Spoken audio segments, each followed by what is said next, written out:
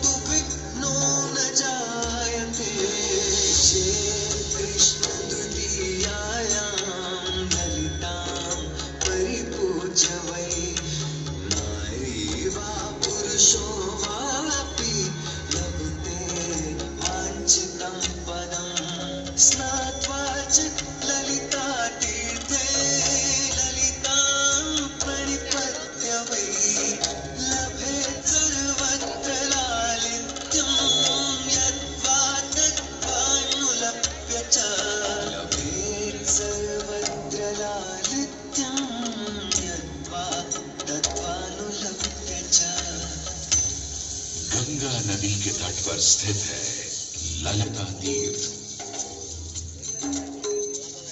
जहां क्षेत्र रक्षा करने वाली दुर्गा रूपी ललिता गौरी का निवास है, जिनकी सभी श्रद्धालु सर्व प्रकार संपत्ति लाभार्थ पूजा अर्चना करते हैं। इस घाट की सबसे विशेष बात यह है कि यहाँ शिव के साथ शक्ति के दर्शन भी श्रद्धालु मिलते हैं। घाट के ऊपर गली में मां दुर्गा को समर्पित देवी ललिता का मंदिर विद्यमान है। साथ ही साथ यहाँ काष्ठ एवं ईंट से बना राज राजेश्वर मंदिर भी स्थापित है। भगवान शिव को समर्पित काशी में यह मंदिर नेपाल के पशुपति मंदिर का प्रतीक रूप है। वर्तमान में सुशोभित यह ललिता घाट पूर्व में 3 भागों में विभक्त था।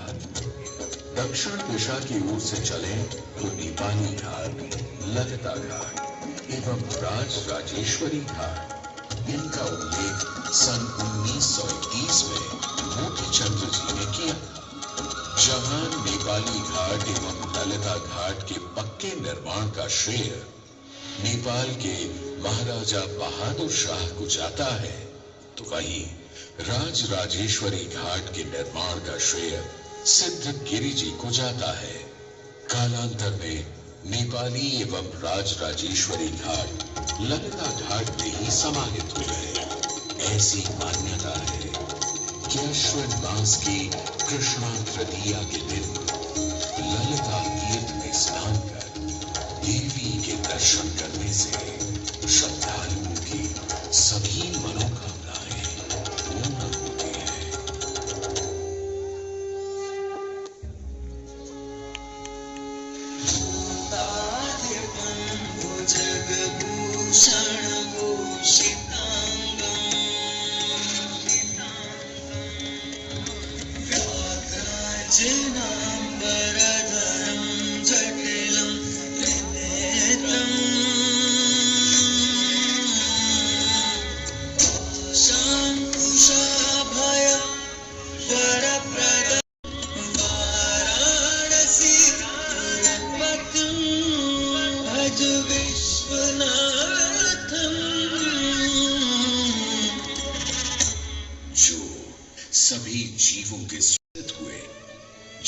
श्रद्धालु आकर पूजा अर्चना एवं स्नान किया करते थे।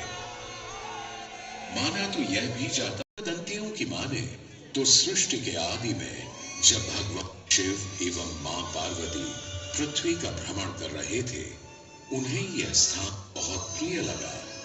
तब मां पार्वती को यहाँ कुछ समय रुकने की इच्छा हुई तो भगवान शिव अपने लिंग रूप में यहीं स्थापित हो गए। तभी से 12 ज्योतिर्लिंगों में इस मंदिर को विश्वेश्वर मंदिर के नाम से भी जाना जाने लगा, जहां भगवान शिव और माता पार्वती सदैव वास करते हैं। सदियों से इस पवित्र नगरी ने अनेक ऋषि मुनियों, तपस्वियों, धर्म गुरुओं आदि अपनी ओर आकर्षित किया है। आदि शंकराचार्य एवं मंडन मिश्र ने इसी मंदिर के प्रांगण में बहुत समय व्यतीत किया। समय बदला, दौर बदला। भारत के स्वर्णिम काल पर विदेशी आक्रांताओं की नजर पड़ी, जिसे वे लूटने एवं सनातन संस्कृति को नष्ट करने के उद्देश्य से यहां आए। जब प्रथम बार गौरी ने आक्रमण किया, तब पृथ्वीराज चौहान ने उसे बुरी तरह पराजित किया था। अंत में उसने क्षमा मांगी और वचन दिया कि ऐसी गलती दोबारा कभी नहीं होगी। अतः पृथ्वीराज चौहान ने उसे छोड़ दिया। संभवतः यह एक दुर्भाग्यपूर्ण निर्णय था, क्योंकि अंततः गौरी ने पृथ्वीराज चौहान को धोखे से हराया। तत्पश्चात उनके साथ बहुत बुरा व्यवहार किया तथा उनकी दोनों आंखें भी निकाल दी। पृथ्वीराज की मृत्यु के उपरांत हिंदुओं का मनोबल कमजोर पड़ गया, जिसके परिणाम स्वरूप आतताइयों ने अन्य मंदिरों के साथ साथ विश्वनाथ मंदिर को भी क्षति पहुंचाई।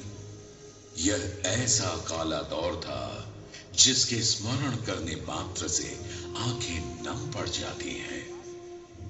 परंतु समय सदा एक सा नहीं रहता और दुख के ये बादल भी सुख में बदलने वाले थे। एक धार्मिक सम्मेलन में राजा टोडरमल की भेंट नारायण भट्ट से हुई। नारायण भट्ट एक बहुत धनी व्यक्ति थे।